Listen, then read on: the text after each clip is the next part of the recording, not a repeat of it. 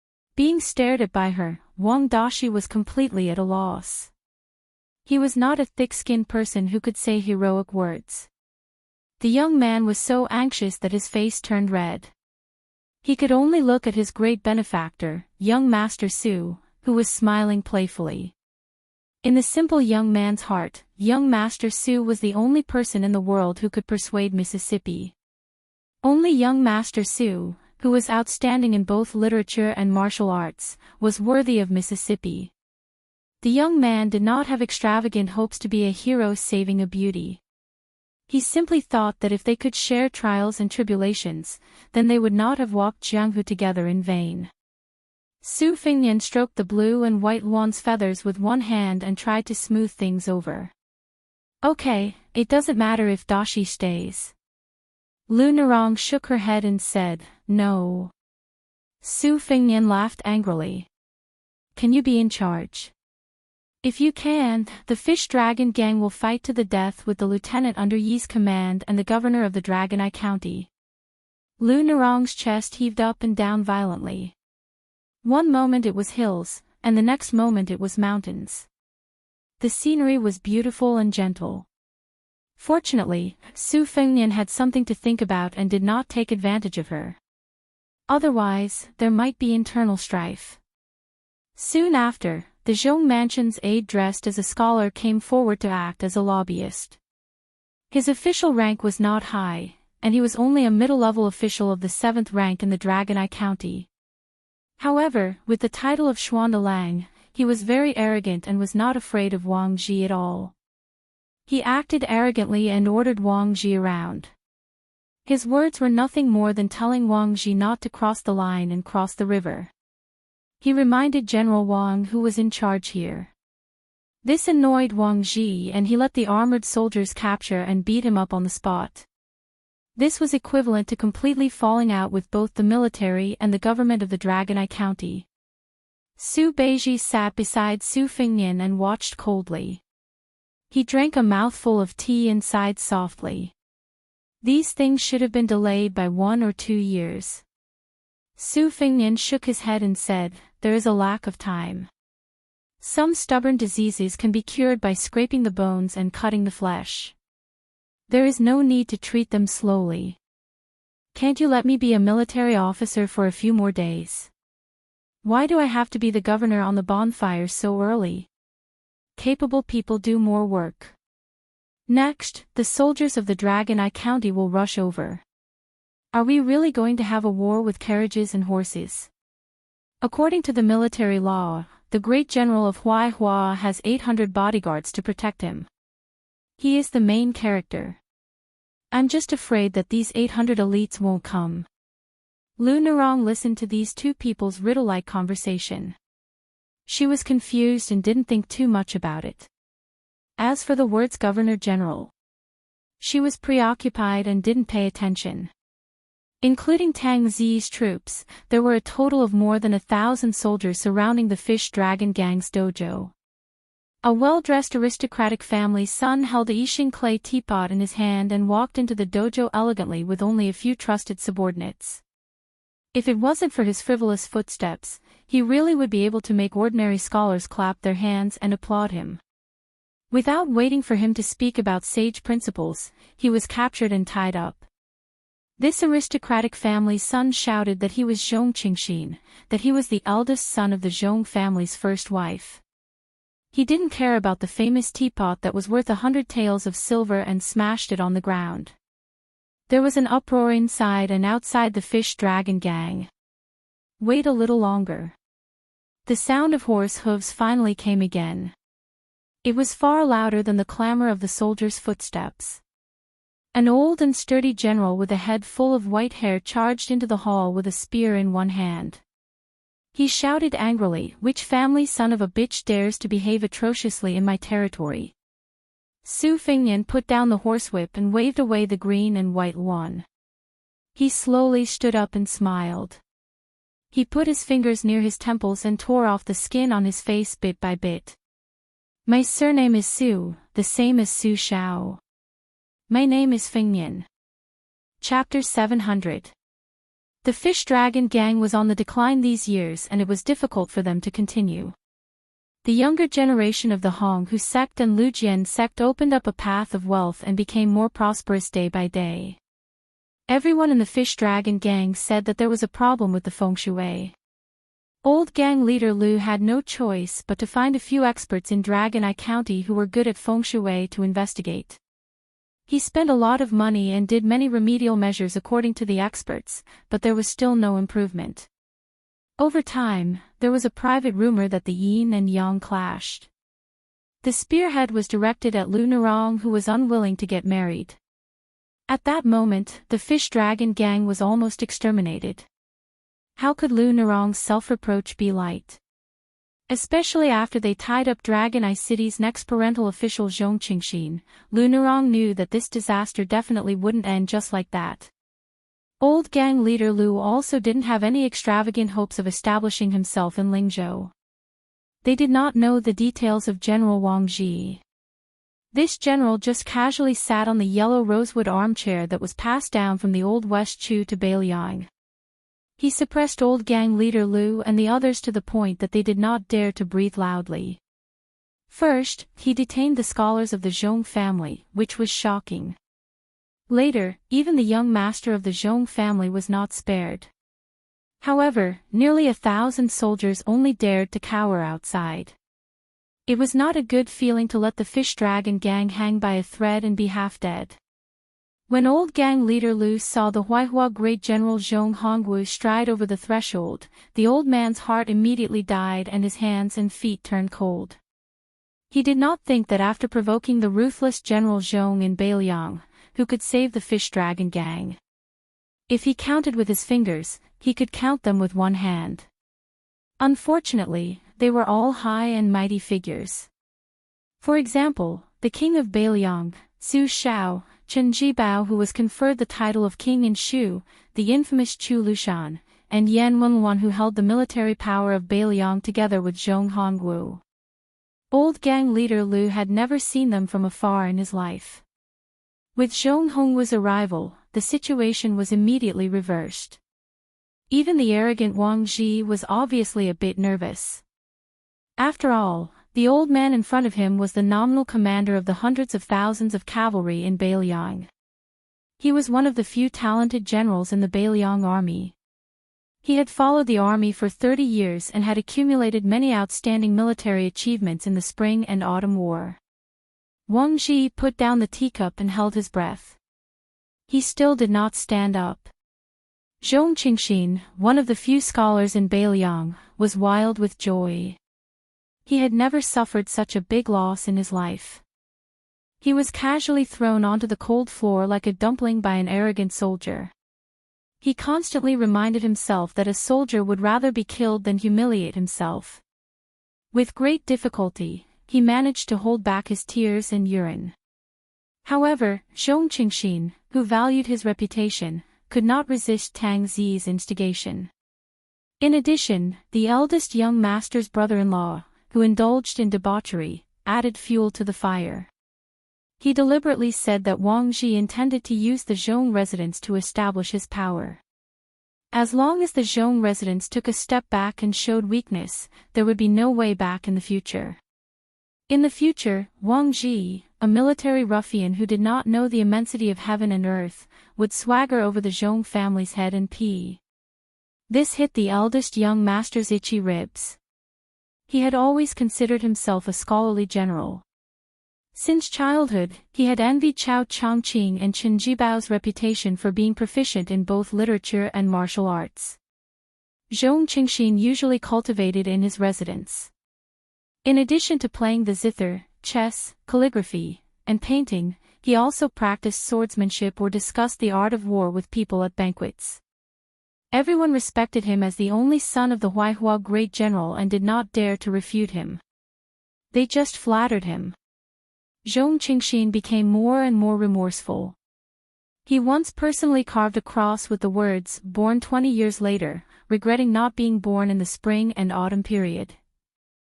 In the eyes of the scholar, this was just a light and funny private complaint. As an aide, he acted cautiously and was also good at acting. Since Zhong Qingxin insisted on having a taste of personally leading an army, he was happy to add fuel to the fire of the Fish Dragon gang. However, he did not expect Wang Ji to be so ruthless and directly capture him. He was surprised and secretly afraid, not because of Wang Ji's rude and unreasonable attitude, but because of the unreasonable calmness of the young people of the Fish Dragon gang. He looked down on the embroidered pillow Zhong Qingxin, but it did not mean that he looked down on all the disciples of the aristocratic families. Could it be that, as he had guessed, this was a meticulous premeditated scheme against the Zhong family? Was it Zhong Qingxin's position as the county chief of Longqing County? Or was it a bigger scheme? He originally thought that when the great general of Huaihua arrived with his spear, all the conspiracies would come to light. Then, like ice water, they would quickly melt under the great general's fiery power. Although Zhong Hongwu was angry with the king of Beiliang and resigned from his position as the commander of the cavalry, his salary was still there and his official rank was still there. Although his authority was somewhat damaged, he was not someone that ordinary people could provoke. He dared to assert that at this time, the old general who seemed to have fallen out of favor in front of the king of Beiliang was someone that even the military officer Yan Wenluan did not dare to openly criticize. The officialdom was just this interesting. Zhong Qingxin becoming the next county chief of Longyan County was a wake-up call to the entire officialdom of Beiliang. But the next scene was unforgettable for everyone in the whole.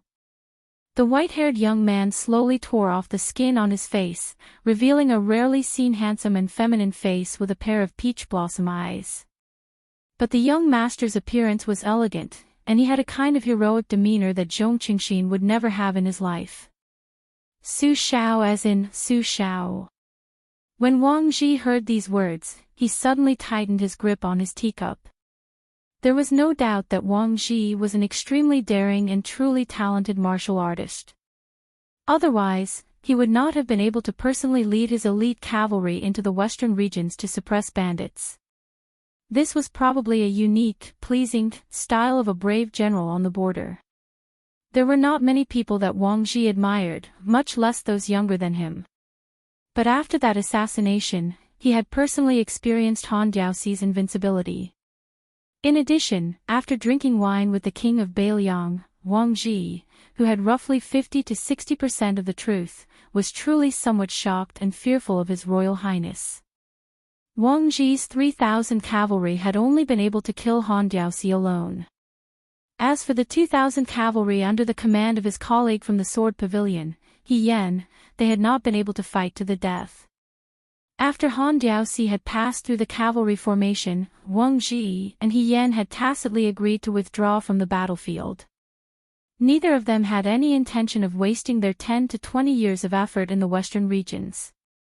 But after the Battle of Iron Gate, as far as Wang Ji knew, the forces on the surface were Prince Shao Kai's 200 imperial guards and a dozen golden saber imperial bodyguards who had been hiding their strength.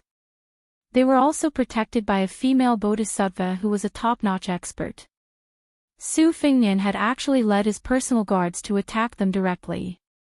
What if Shao Kai and the imperial court had a backup plan? Wasn't Su Fingnian afraid that he would die in the battle? Afterwards, he would implicate the entire Beiliang and be labeled as a traitor. This did not seem like a young man who only wanted to be the king of Beiliang for 10 years. She was determined to fight with Qin Jibao for Prince Liang's position and prevent the imperial court from interfering in the west. She was determined to do both. Wang Ji took a deep breath, put on his armor, and knelt down. His armor clanked loudly as he respectfully said, "General Wang Ji pays his respects to His Royal Highness." Old Chief Lu was at a complete loss. He was stunned on the spot. Lu Narong and Wang Dashi were even more incredulous. They did not believe that this young Master Su, who had nothing better to do than run to Beimang, was the Crown Prince of Beiliang. Chapter 701. Zhong Hongwu was indeed worthy of being the Huaihua great general who had followed Ren Tu for half of his life. When he suddenly saw the young heir after so many years, he was only a little surprised and did not have the slightest bit of fear. If he thought highly of or feared this young man, how could Zhong Hongwu scold the heir in front of Su Xiao for selling his official position? The old general smashed the iron spear in his hand into the ground and glanced at Wang Ji with a face full of disdain. Then, he looked at Su Fengnian, who was secretly visiting Dragon Eye County, and sneered, "Oh. It's the heir who personally came to Lingzhou. Which girl have you taken a fancy to?" "I'll say the ugly words first, it's best if the heir spends money on the prostitutes in the brothel. If one is willing to beat and the other is willing to suffer, then it's fine. I'm too lazy to pay attention to them. But if they forcefully kidnap women in Dragon Eye County, not to mention Wang Ji's 1,000 cavalry, even if your highness white horse is added, I won't let a single one go and will detain all of them." Lu Nerong narrowed her eyes at the Huaihua great general who had accumulated a lot of power. Her hair stood on end. Su Fengnian handed the face that had taken root to Blue Bird. He looked at Zhong Hongwu, who was like a tiger that refused to fall. He smiled gently, "Don't keep saying this, general. You're already an old man who has taken off your armor and returned to the fields. Just peacefully enjoy the rest of your life." The old general was furious. He already had a terrifying appearance.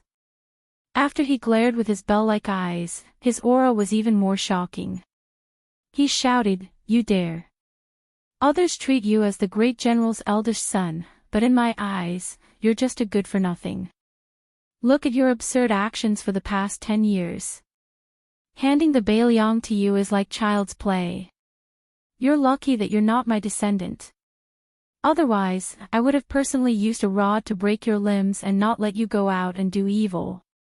Su Fengnian dismissed it with a smile. The identity of Beiliang's heir was set in stone. Lu Nerong and Wang Dashi looked at each other in dismay. Zhong Qingxin was cowardly by nature.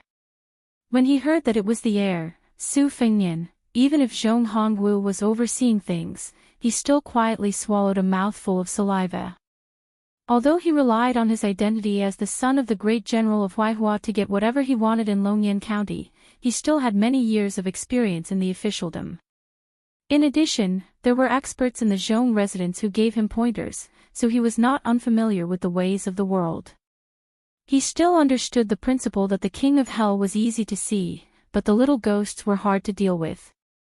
In fact, Zhong Qingxin was secretly disgusted with his father for going against the king of Beiliang and resigning from his official post, incurring a grudge against the future king of Beiliang. He also did not understand. If Qin Jibao had not taken the initiative to leave Beiliang, this white-clothed war saint would still have a firm grasp of victory. Zhong Qingxin could still agree with his father's attitude. Zhong Qingxin also read many pages of bloody history books. Among them, the change of dynasties was the best time for heads to roll. Zhong Qingxin did not want this kind of precedent to be set on the Zhong family. Taking a step back, his father, the great general of Huaihua, could go back to his hometown and enjoy life for 10 or 20 years. He himself still had more than half of his life to climb in the officialdom. When Su Fengnian became the king of Beiliang, even if he was not implicated, wouldn't he have to obediently die of old age in this mediocre position of the county chief of Longyan County? He, Zhong Qingxin, had always regarded the next administrator as a national treasure in his pocket. In the hall, Lu Nerong was the most confused and bewildered. That relative of the steward of the Lingzhou general's residence who was spat on in front of the Fish Dragon gang's escorts. That descendant of a low-ranking official who did not have any chivalry and chose to stand by during the siege at Tuma Pass. That cold and eccentric person who only talked to Wang Dashi. That slippery young master who called himself uncle and nephew in Luqing and chatted happily. That ruffian who only warmed people's hearts when he bargained with the water seller at Yanhui Pass. That dog-shit Jianghu person who carried a saber but did not use it even once. How could he be the hereditary Shitzi of Beiliang? His surname was Su, but how could he be that Su Fengnian whom she should not have interacted with in this lifetime? The great general of Huaihua took Su Fengnian's smile as a matter of course and flinched. He waved his hand and ordered, "Release them." Su Fingnian glanced at Zhong Qingxin and the Zhong family scribes, then turned back to look at Zhong Hongwu. Why? Zhong Hongwu was so angry that he laughed. Who do you think you are? Even if the great general is here, I will make you obediently release them. Wang Ji, who had been kneeling on the ground, raised his head and said sternly, Zhong Hongwu, don't take advantage of your seniority. This general can flatten the little Longyan county with 1,000 cavalry. Zhong Hongwu did not even look at Wang Ji. He only crossed his arms and said arrogantly, Are you worthy of speaking to me? Brat surnamed Wang, you also paid Su Fingnian to buy your official title, didn't you? Do you dare to take a trip to the Liangmang border? Be careful, don't be so scared that your legs go soft when you see the Beiliang cavalry charging. Wang Ji was expressionless. He said coldly, Zhong Hongwu, I respect that you and my father are colleagues. If you humiliate me again, I, Wang Ji, will definitely make you suffer in the future. Zhong Hongwu laughed loudly, your father. Surnamed Wang. Let this old man think about it. Zhong Hongwu restrained his smile and paused for a moment. He turned his head and said mockingly, in the Beiliang army, there really hasn't been a general surnamed Wang who has caught my eye in these 30 years. Who does that useless father of yours think he is? Wang Ji gritted his teeth and did not say anything. Su Fingnian looked coldly at Zhong Hongwu's domineering attitude. In the Beiliang army, there were many small leaders. Zhong Hongwu had been the commander of the cavalry for nearly 10 years. Among the old generals of his generation, only Yan Wenluan could compare to him in terms of military achievements and prestige. Zhong Hongwu was fully deserving of the title of King of a Mountain. Together with Qin Jibao's line of youths, the three of them restrained each other. Apart from the Great Snow Dragon Cavalry and the Long Xiang Army, most of the power in the Beiliang army was divided among the three. Among the three of them, of course, the number one Beiliang Protector General Qin Jibao was the leader. Yan Wenluan followed closely behind. The power under old General Yan's command was slightly less than Zhong Hongwu's, but he was far better than Zhong Hongwu, who had a fiery personality. He knew how to manage and cultivate people, and his direct line of descent climbed up the ranks faster than Zhong Hongwu's. Excluding the 80 or so officers with real power, Yan Wenluan had close to 30 people under his command, which was far more than Zhong Hongwu's 10 people. However, the more this was the case, the more Zhong Hongwu did not understand the rules. For so many years, Su Shao had been tolerating him. After Zhong Hongwu reprimanded Wang Ji, he turned to Su Fingnian and sneered, Crown Prince, why don't you untie him yourself? Otherwise, I'll go to the prince's mansion and scold you in front of the Grand General. Su Fingnian, who had been smiling, heard this, his eyes were as cold as water. His tone was slightly surprised, oh. Zhong Hongwu retorted, what else do you think you're going to do? You're going to follow me to the prince's mansion to beg for forgiveness. Su Fingnian gripped his horsewhip and said to old Chief Lu and the other outsiders, who were treading on thin ice, I'll have to trouble old Chief Lu to leave for a moment. Zhong Hongwu laughed fiercely, no need. You're the one who threw your face on the ground. Don't blame outsiders for stepping on you. Su Fingnian didn't insist. He laughed, I heard that Zhong Hongwu is a true second-level martial master. Invincible in the spring and autumn period. Zhong Hongwu gripped the iron spear that stood upright on the ground, beating up Su Fingnian 200 times is not a problem. Qin Shiliang frowned and clasped his fingers. Su Beiji smiled knowingly. Qin Shiliang saw Su Beiji's relaxed expression from the corner of his eye. He quietly loosened his fingers. Su Fingnian nodded, okay, then I'll ask for advice. Zhong Hongwu heard this and looked around. He shook his head and laughed, let that little girl in green fight for you. Or let your henchman Wang Ji do it. Su Fingnian, oh Su Fingnian, why don't you let them help you become the king of Beiliang? Su Fingnian lowered one hand and extended the other. His sleeves swept in front of him. 12 flying swords hovered in the air. They were of different lengths and colors. Su Fengnian flicked one of the flying swords and whispered, "Tai ah. Kill the second lieutenant of the whole." The first sword passed through the head. The second time, he flicked the flying sword, Peach Blossom. Kill Tang Zi, the lieutenant of Yi. The third time, he flicked the flying sword, Xian Lei. Kill Tang Duan, the Zhong Mansion's aide. The scholar died in the same way as the second lieutenant in the hole. He died on the spot. Zhong Hongwu's robust body trembled. He let go of the iron spear and slowly lowered his head with great difficulty. He whispered, "Greetings to His Royal Highness." The fourth sword. Su Fengnian put his finger on the flying sword. "This sword is Huang Tong." He looked at the pale-faced Zhong Hongwu and asked, "Kill Zhong Qingxin?" Zhong Hongwu raised his head slightly. His eyes were mixed with many emotions: fury, malice, resentment. There was also a trace of reverence that he had never felt before.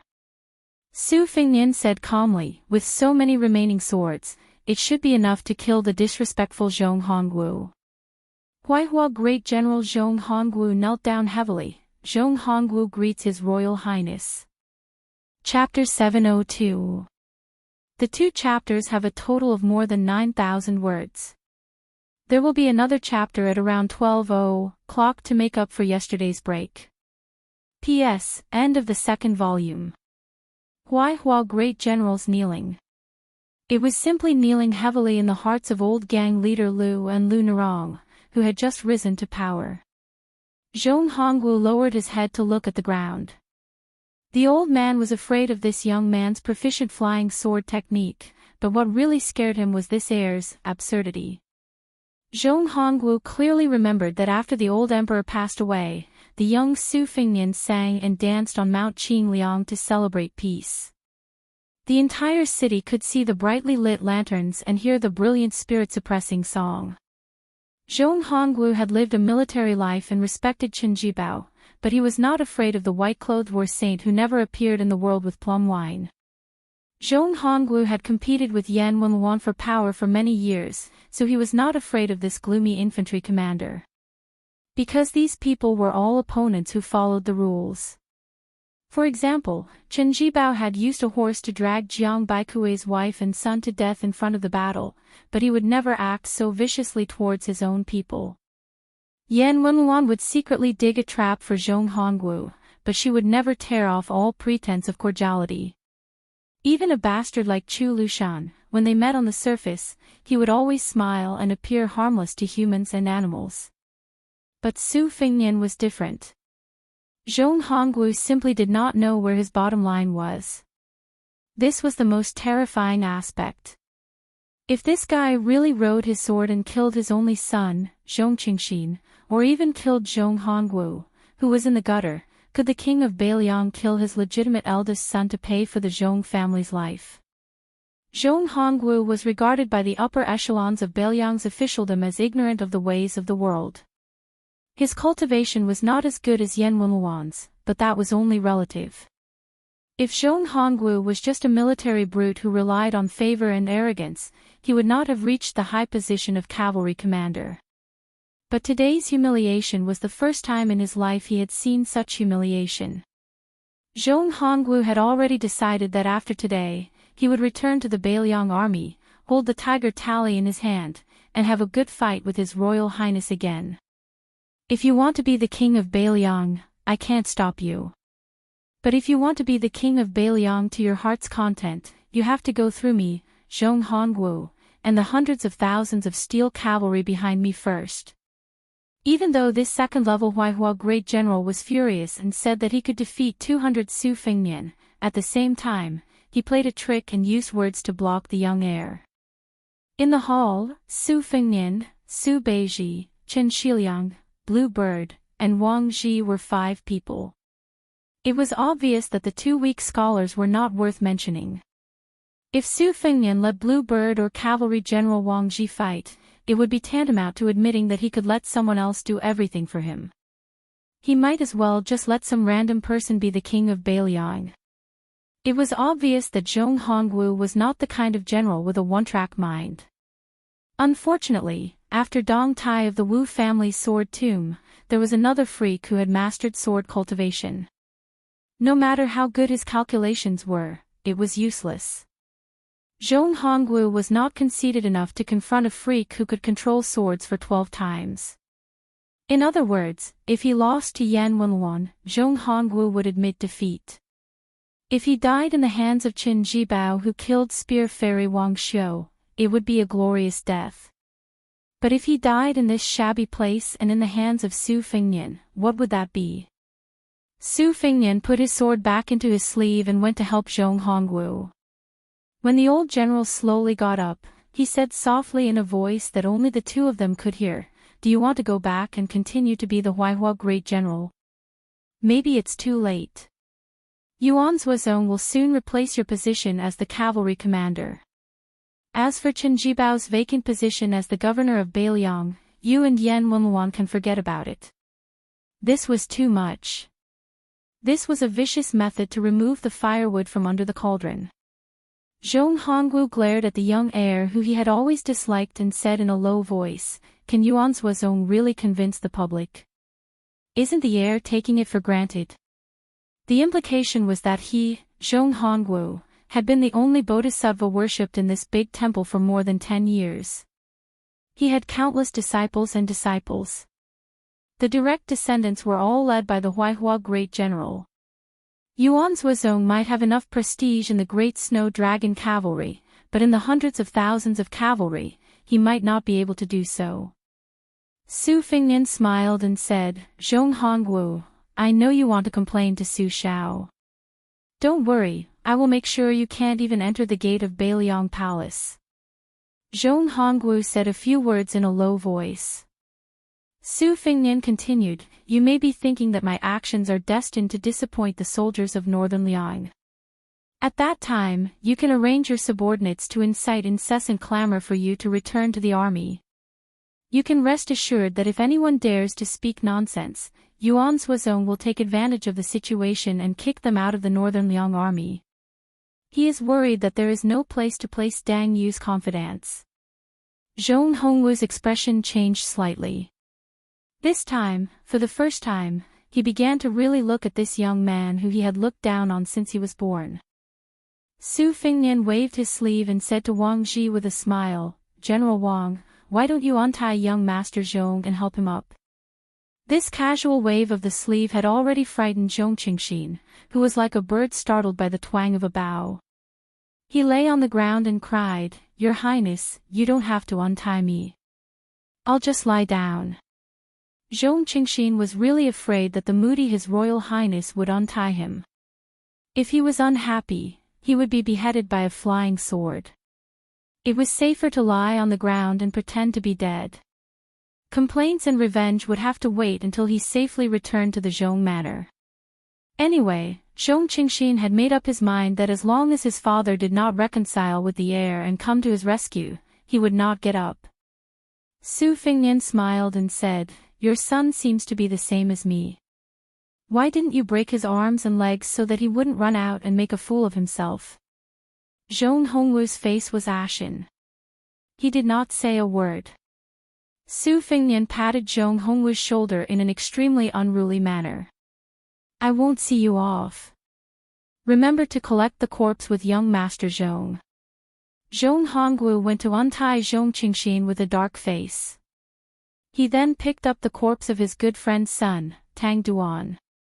As for the second lieutenant, he did not even look at him. Before Zhong Hongwu left the hall, he wanted to pull out his iron spear. Su Fengnian said flatly, "Stay." Zhong Hongwu turned his head and glanced at His Royal Highness, who did not give him any way out. He narrowed his eyes and smiled. Zhong Qingxin was startled. He did not care about his father's expression and hurriedly turned around and bowed. He flattered, "I heard that your Highness's poetry is outstanding. I have an ancient inkstone in my manor called 108. It makes no sound when touched, and it does not damage the ink. When I return, I will have someone give it to your highness to play with. Su Fengnian lived up to his reputation as the chief dandy of Beiliang. He smiled and said, "Your eyesight is better than your father's. Originally, you could forget about being the county chief of Longqing County. Seeing that you are tactful, I will take up the position today." Beiliang's geography was long and narrow. Compared to the people of Gangnam-do, the number of registered households in the prefecture was a bit shabby. Therefore, there was no need for local people to go out and become officials. It was funny to say that Su Shao had personally destroyed the foundation of the Chuanqiu clan. Within the borders of Beiliang, which did not have a vast territory, there were no less than 20 embryonic aristocratic families in just 20 years. Those few local aristocratic families in Beiliang all chose to marry into the noble families. They were powerful and tyrannical.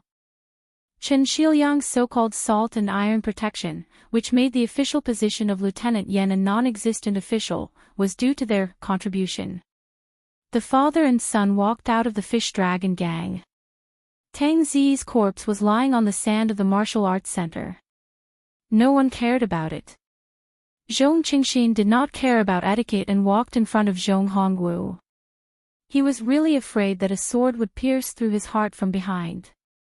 He practiced the sword purely for his own entertainment, but because of his family background, he knew that there were excellent flying sword techniques in the world. Among the retainers in the residence, there were two famous swordsmen. They often argued about whether Li Chuangong's sword spirit was stronger or Dong Tai's flying sword killing technique was better. As for the two swordsmen themselves, they put everything on the line and insisted on riding their swords. A few feet was the limit of their cultivation. This time, seeing Su Fengnian's 12 imperial swords kill people without leaving a trace was really an eye-opener for Zhong Qingxin. If it were any other time, he would have invited him into the residence to drink and have a good time. There was no harm in choosing any of those beautiful maids with swaying bodies. Zhong Qingxin sat in the carriage and finally felt relieved. He leaned against the wall of the carriage and asked carefully, "Father, what should I do? Should I be the county chief of Longqing County?" Zhong Hongwu sneered, of course I'm not. This is what the great general bestowed to the Zhong family. It's not up to Su Fengnian to decide. Zhong Qingxin did not agree with this far-fetched statement, but he did not dare to talk back. When he saw Tang Duan's corpse, he quickly shrank back and moved further away. Zhong Hongwu saw this action and sighed in his heart. There was a reason why he did not allow his only son to join the army.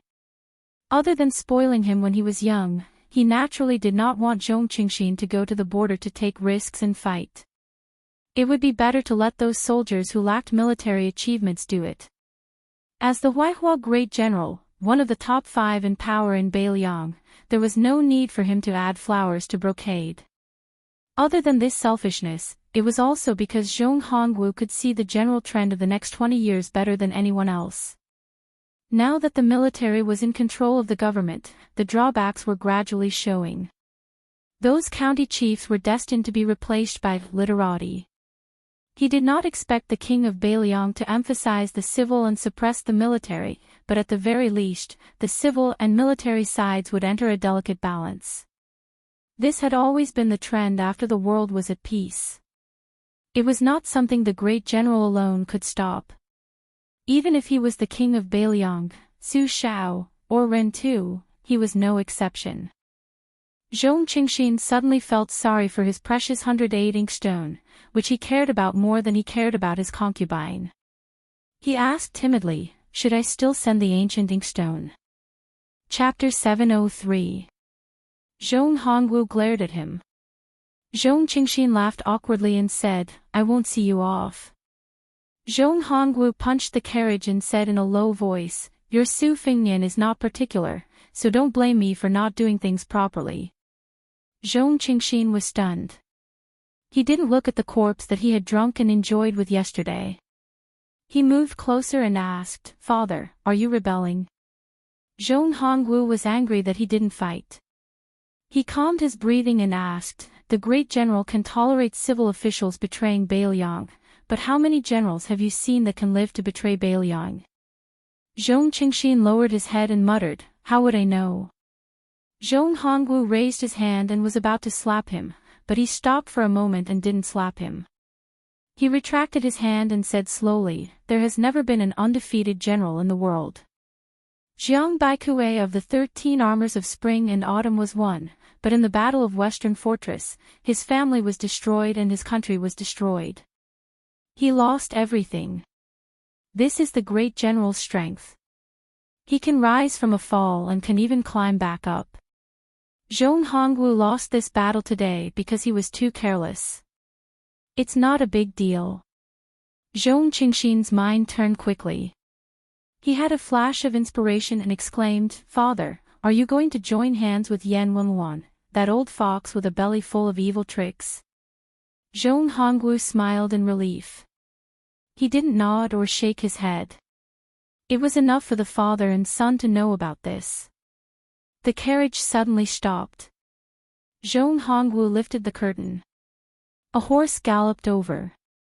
Wang Ji pointed his scabbard at the Huaihua great general who had been snubbed today. Zhong Hongwu, remember this. Zhong Hongwu laughed it off. He was about to put down the curtain when he hesitated. Who is your father? Wang Ji sneered, Wang Shizu. Then, he rode away. Zhong Hongwu slowly put down the curtain and suddenly realized that this traitor from the northern Liang had gone to western Shu to become a dispensable general in the great past Jiangga. Zhong Hongwu didn't take Wang Ji's words to heart. When the carriage was about to reach the great general's mansion, Zhong Hongwu was suddenly terrified.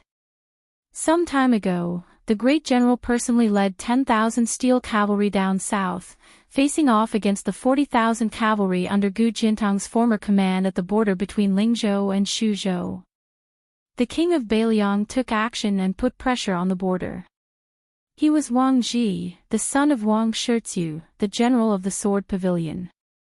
Prince Xiao Kai went to the western regions with the vase, and then he left without a sound.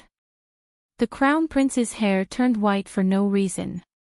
Zhong Hongwu clenched his fists and muttered to himself, what have you done all these years?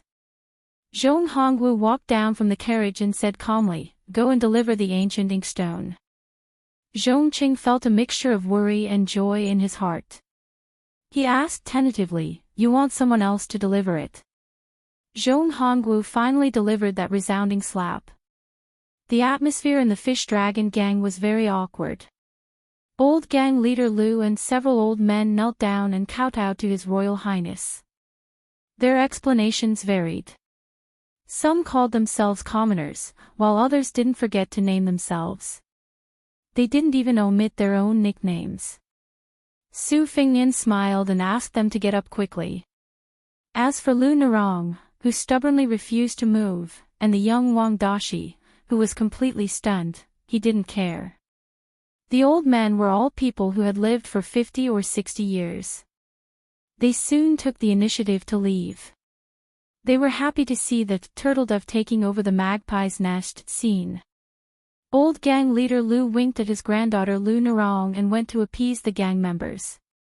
He only dared to say that the storm had calmed down. He didn't even dare to say that His Royal Highness had personally come to the fish dragon gang. After Wang Ji left, the hall was filled with the Crown Prince's confidants who were qualified to know the secret of the assassination at Iron Gate Pass. Su Fingyan joked, Xiliang, let's make a bet. Chen Xiliang smiled and said, let's bet on whether the ancient inkstone will be delivered or not. Will Zhongqing give it to you personally? Su Fingyan nodded and said, I bet that he won't deliver it, let alone young Master Zhong. If you win, the ancient inkstone will be yours. Chen Xiliang smiled confidently and said, then I'll use this ancient inkstone to grind the dragon painting and give His Highness the 3 dragons shaking the sea painting. Su Beiji raised his porcelain cup and took a sip of tea. He said slowly, you're forcing Zhong Hongwu to side with Yan Wenluan. Su Fingyan sat back in the armchair, loosened the whip, and leaned back. He said, I'm afraid Yan Wenluan won't agree easily. But if the fire is too big, it won't be easy to clean it up. I'm also in a difficult position. Otherwise, I'll let Zhong Hongwu return and send a secret letter to Yan Wenluan, or send a confidant to deliver the message. That would be the best. Su Beiji shook his head and said, Yan Wenluan knows the big picture and is known as the Clay Buddha. Unless Zhong Hongwu spends a lot of money, he won't be able to shake this big Buddha. If he was still the powerful Huaihua great general, then there would be some possibility. Now that he's lost his power and fallen into the water, I'm afraid it'll be very difficult to drag the clay Buddha down with him. Su Fingnian said shamelessly, where there's a will, there's a way. We have to believe in Zhong Hongwu's ability.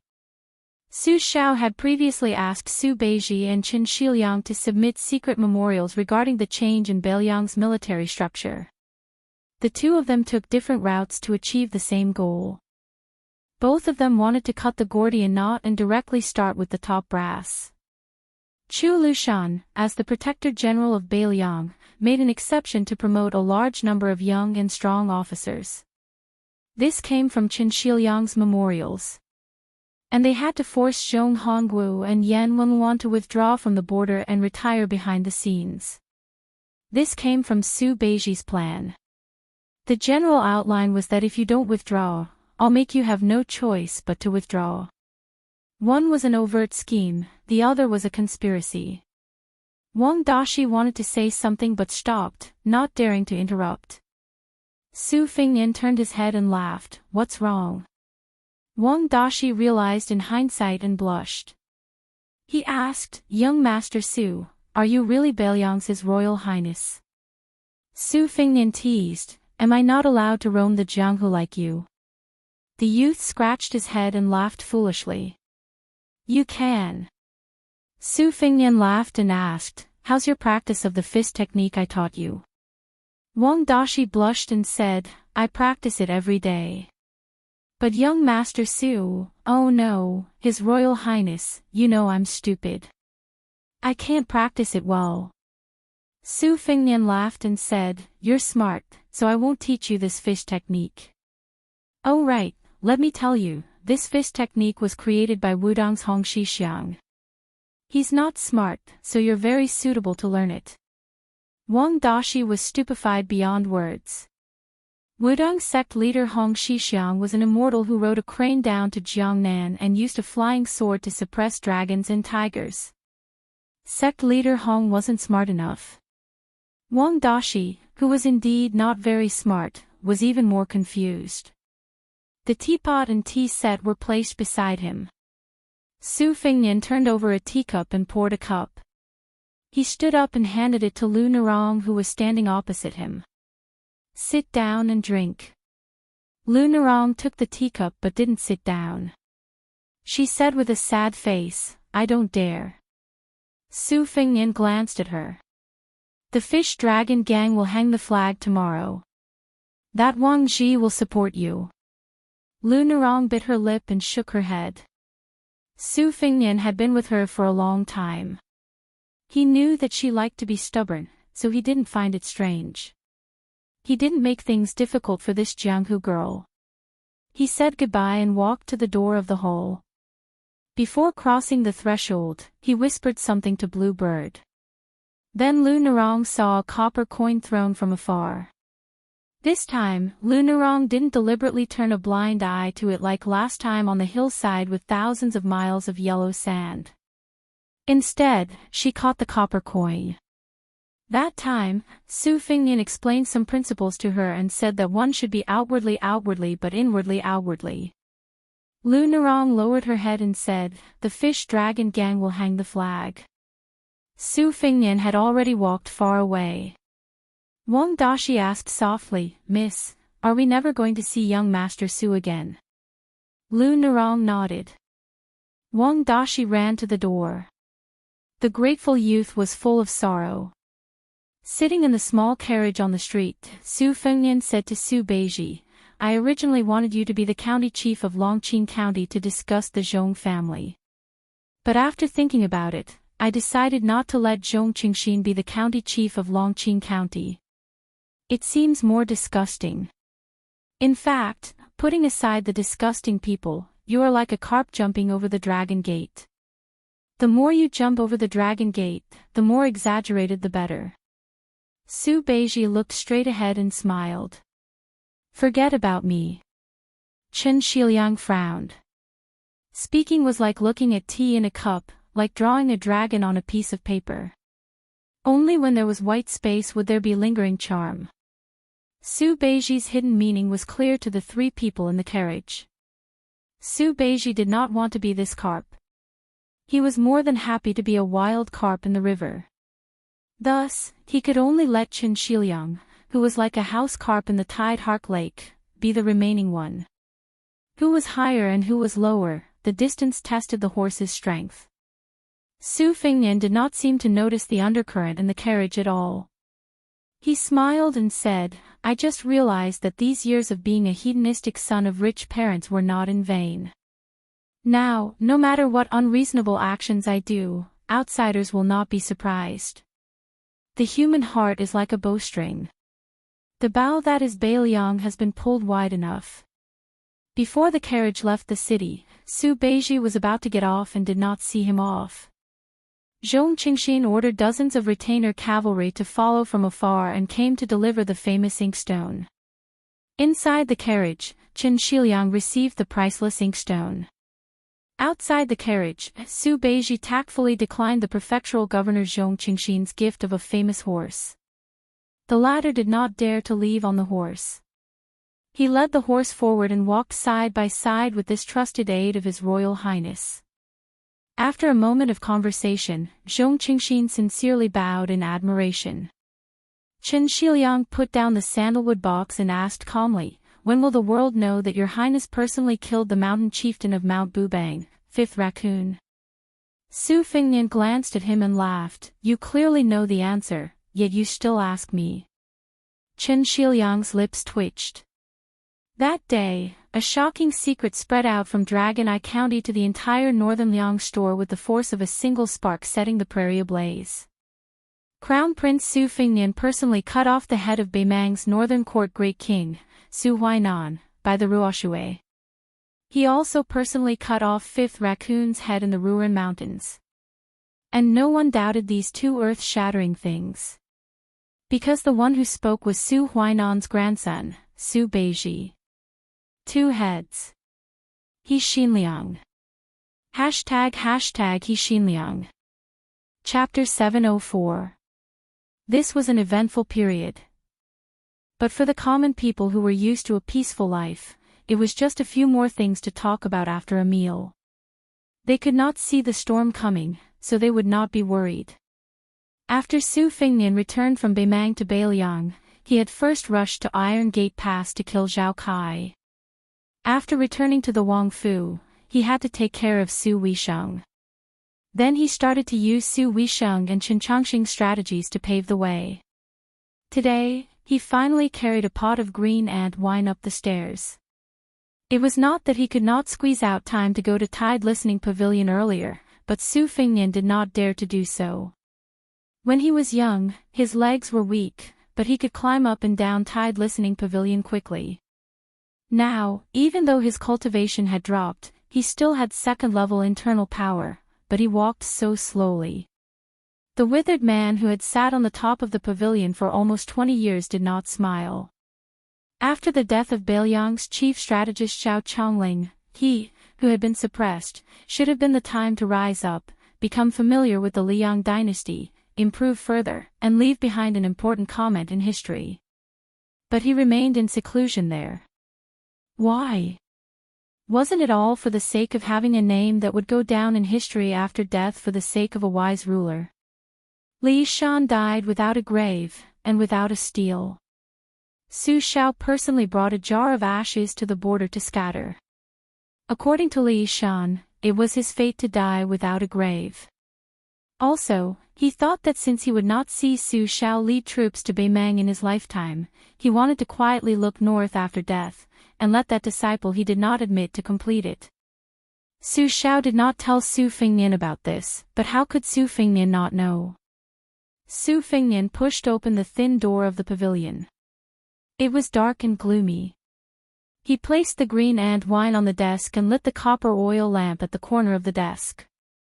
There was an ordinary and lonely brush hanging from the brush holder. Unlike the messy books on the floor in the past, Su Xiao had probably organized them personally. But the room seemed even more empty and lonely. When he was young, Su Fengnian had been afraid of this place. He had to study history with this man who was half a master, and play chess with him. If he did not like it, he would be beaten up. Most importantly, he could not complain to anyone. He had to watch him drink and listen to his coughs as though he would die of drunkenness in the next moment. In the empty space of the desk under Su Fengnian's feet, there was a chess stool with vague engravings and 2 boxes of black and white chess pieces. He bent down and moved them to the surface of the desk.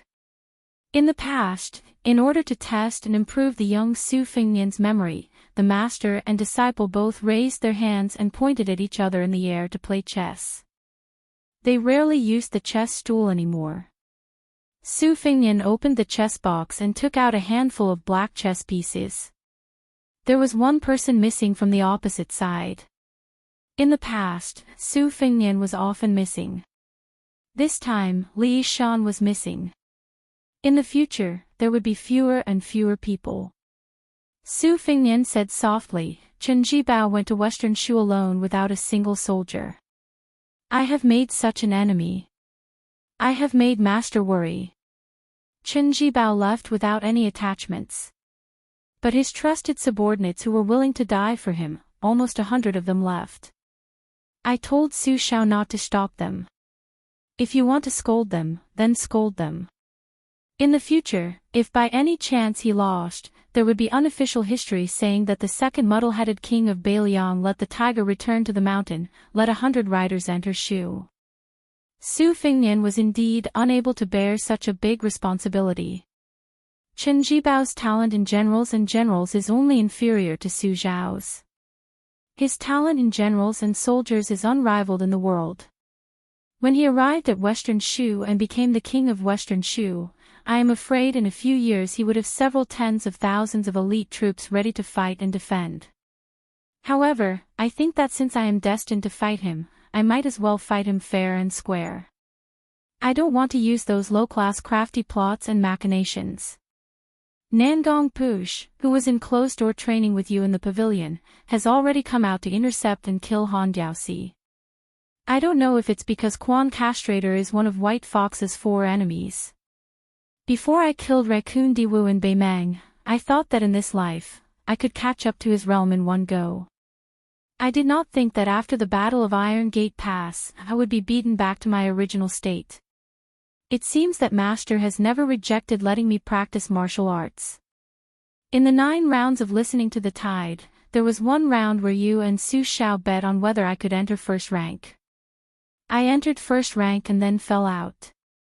Now, I don't know if I have disappointed you. According to your arrangements, Murong Tongwang brought an enigmatic face and hid in the Beimang court. Xu Xiu also went to Xiangfan City.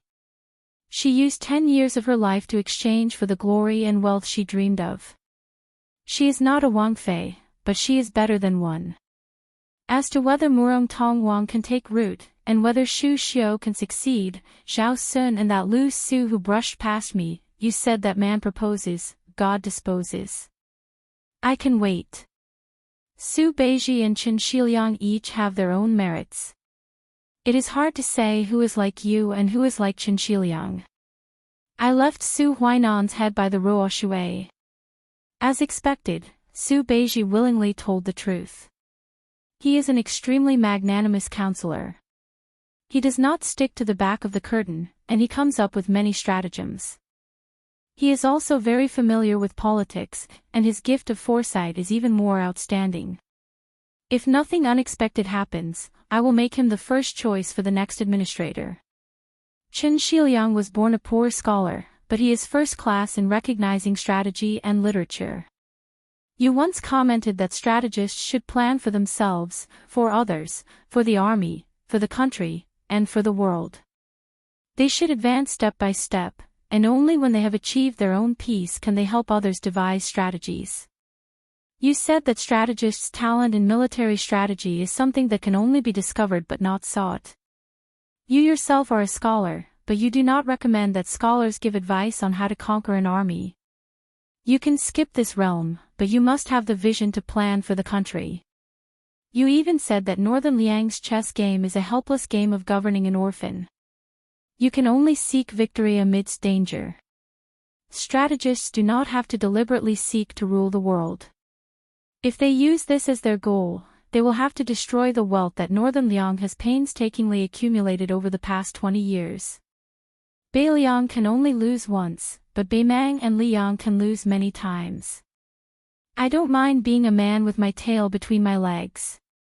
After all, after so many years, I have already become accustomed to it. My heir Jia is probably qualified for the important task of strategizing. I will make Wutangan into a strategic location similar to Guangling Wang Zhaoyi's spring snow building. Who said that women are like that Longquan kiln, which has never been passed down from generation to generation? Su Fengnian rambled on like this. He was originally not a long-winded person. He was like this when he killed the enemy. During the Qingming festival, he killed Tao Qianji, the devil Xiaoling, Tuoba Chunsan's retainer, and the fifth raccoon of Mount Tibing. Su Fengnian lowered his head and said, "You once used your Go skill to evaluate several strategists in the world. Among them, Huang Longshe won first place, obtaining 76 pieces. Yuan Benshi, who has always been hiding behind the emperor, came in second, obtaining 67 pieces. Today, I will be bold enough to give Master the final verdict. During the spring and autumn period, you helped Su Xiao, which was tantamount to helping the Zhao family Son of Heaven to seek the world and unify the Central Plains. The Liang dynasty's territory was vast, no less than the great Emperor Qin's kingdom 800 years ago. 10 pieces, 10 pieces. Su Fengnian placed 10 pieces on the Go board. Seeing through the matter of foresight, Master almost single-handedly advised Su Xiao not to strive for the world and not to sit on that scalding hot dragon throne. 6 pieces. Step by step, you drove Chen Jibao into Shu and obtained 4 pieces. After gently placing down 6 pieces, Su Fengnian grabbed a handful of Go pieces from the Go box. As for the matter of geography, under your guidance, the imperial court allowed Su Xiao to lead troops into Beiliang and be given the title of king of a different surname. He was far away from the capital and was able to guard the northwest gate of the dynasty and obtain 9 pieces. You liked to personally plan troops, but you single-handedly facilitated the battle of the imperial concubine's tomb and Chu Lushan's 1,000-man cavalry to open Shu. After pacifying Western Shu, you even used the strategy of exterminating the family. After entering Beiliang, you created no less than 100,000 refugees and sinners to form an army that could fight. Once I became the king of Beiliang, I would issue an amnesty and have 100,000 troops. 8 pieces. As for diplomacy, Su Xiao followed your arrangements and mediated with the imperial court, Zhang Julu, and Gu Jiantang for more than 10 years. He did not fall behind and was far better than the king of Yan's strategists. He was fully deserving of the title of #1 expert in the world. 9 pieces. As for astronomy, you did not believe in ghosts and gods, so you did not get a piece. As for the appreciation of people, Su Xiao's 6 pieces, Yuan Zuozong, Chu Lushan, and Qi Dangguo all came from your unique insight and obtained 6 pieces. Yao Jian and Yi Shizhen took 4 pieces. After that, you personally wrote down the carving method for Su Beiji and Qin Shiliang, adding 4 pieces for now. Northern Liang is a desolate place. It only has 3 provinces in its hands. Even under your meticulous planning and management, Northern Mang still doesn't dare to make a single move. Moreover, you've successfully obtained the hereditary title for Su Xiao, giving an idiot like me the chance to become the Northern Liang king and obtain 8 sons. There were a full 60 pieces on the chessboard. Then, there were the relatively idle 6 pieces. 11 pieces slowly appeared on the chessboard. Su Fengnian looked at the chessboard in a daze. A strategist must first plan for himself. Huang Longshi, who single-handedly created the chaos of the spring and autumn period, is still free and unfettered. Yuan Benshi, who is invincible behind the scenes in the Zhao family, is also safe and sound, hiding in the imperial court. The king of Yan's chief strategist is above tens of thousands of people in Nanjiang, enjoying the riches and honor of the mortal world. Master, what about you? He lifted a pot of green ant wine. He poured the wine on the chessboard. After pouring out all the green ants in the pot, Su Fengnian, who was alone in the room, had tears streaming down his face. He choked and said, Master, who do you want me to bring wine to in the future? Chapter 705. There are 2 more chapters to make up for yesterday's update. The sky gradually turned dark. Su Fengnian walked out of Su Weisheng's room that was filled with the smell of medicine. Cucumber, the maid, had been sticking to the crown prince, whom she hadn't seen in a long time. She sniffed at the door and wanted to take off the sachet at her waist and hang it on the crown prince to wash away the smell of medicine. However, Su Fengnian shook his head and walked into the courtyard with her. Seeing Su Xiao dozing off on the stone bench, Cucumber covered her mouth and smiled. She tiptoed out of the courtyard so as not to disturb the king of Beiliang and his royal highness time together. Before leaving, she looked back and saw the crown prince's white hair, which made her worried. The moment Su Fengnian sat down, the dozing off Su Xiao woke up. He rubbed his cheeks and said self-mockingly, I get sleepy when I'm old. I remember when I was young, whether it was killing enemies or running for my life, I didn't sleep for 3 days and 3 nights. I didn't see any fatigue. As long as I had a good night's sleep, I could eat 4 to 5 kilograms of cooked meat when I woke up.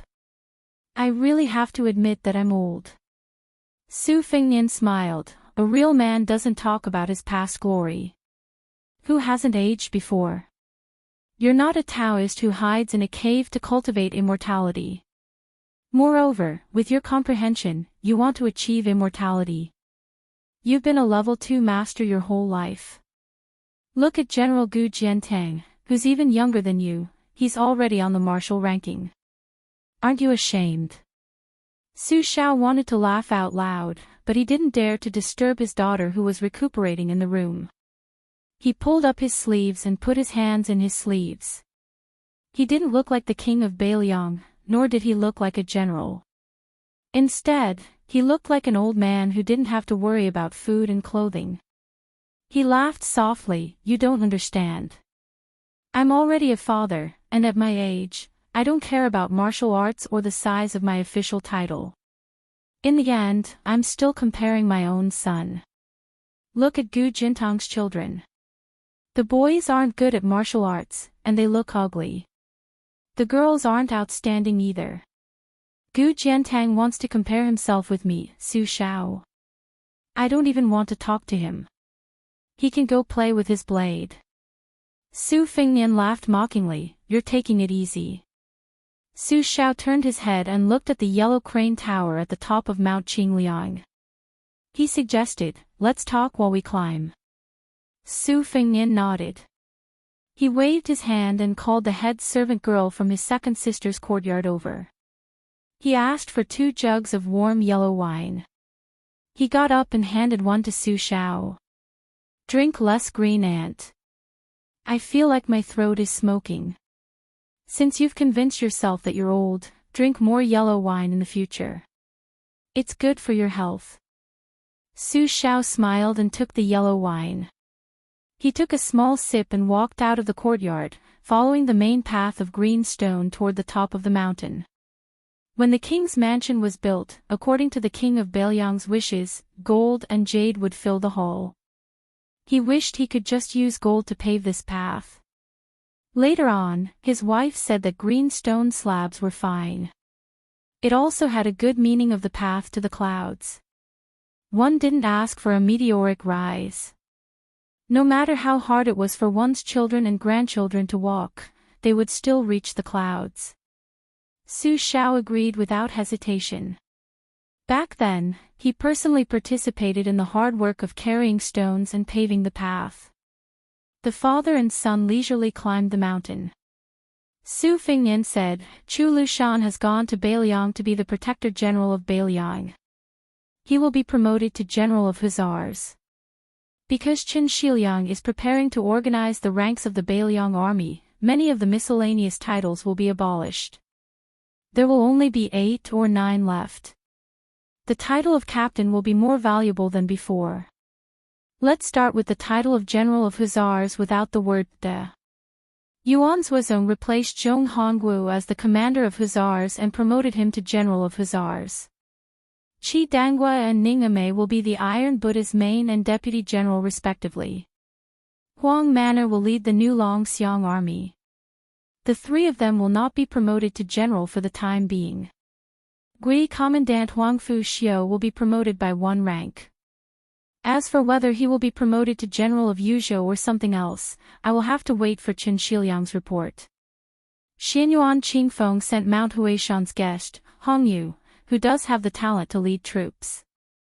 I am still considering whether he will replace Huangfu Xiu as Gui Commandant. When second sister wakes up, she will be the commander of your 30,000-strong Great Snow Dragon cavalry. Do you have any objections? Su Xiao laughed. Since I can comfortably be a hands-off shopkeeper, why would I have any objections? An old cucumber pretending to be young is too untactful. Su Fingnian widened his eyes and said, It sounds like there's a lot of resentment? Su Xiao quickly waved his hand. Not at all. Su Fingnian sighed and said, The Beiliang army has been turned upside down. There have been many changes from the top to the bottom. If there is a conflict, and I cannot suppress it, you may have to come out to pacify. Su Xiao said calmly, There will not be any major issues. The Zhao family has been ruling the world for 20 years. Our Su family has been ruling the Beiliang for almost 20 years.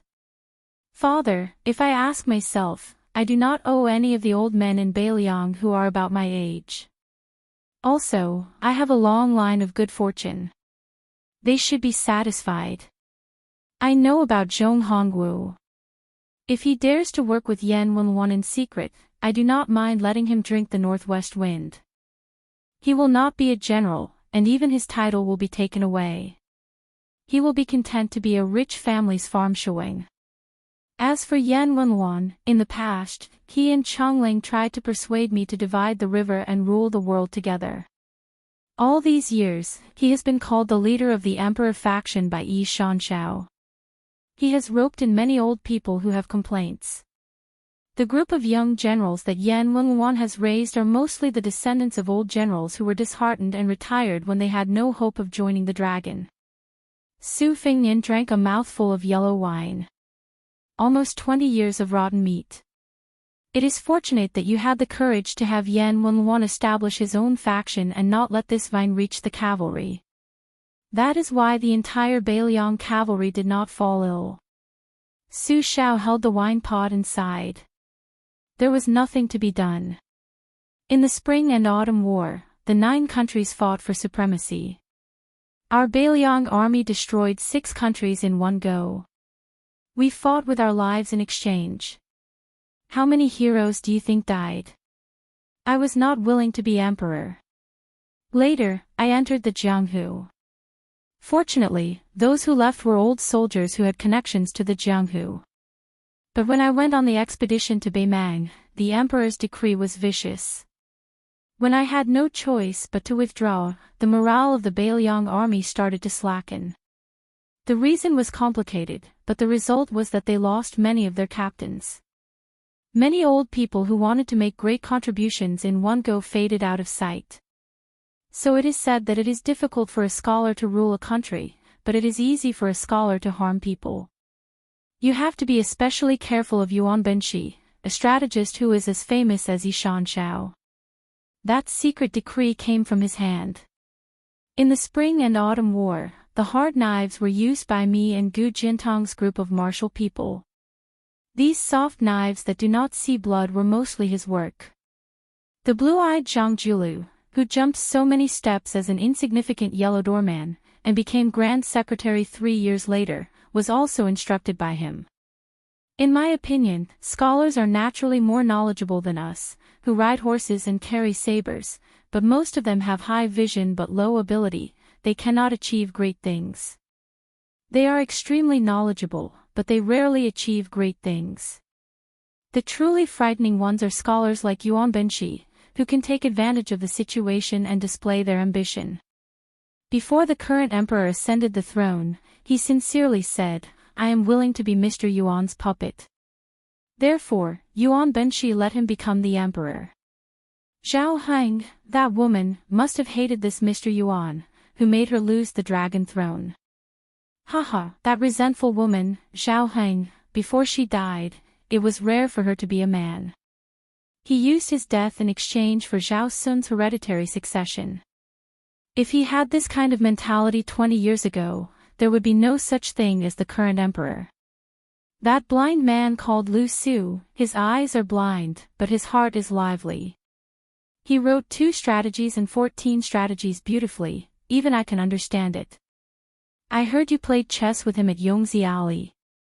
Why didn't you directly capture him and make him Bailiang's strategist?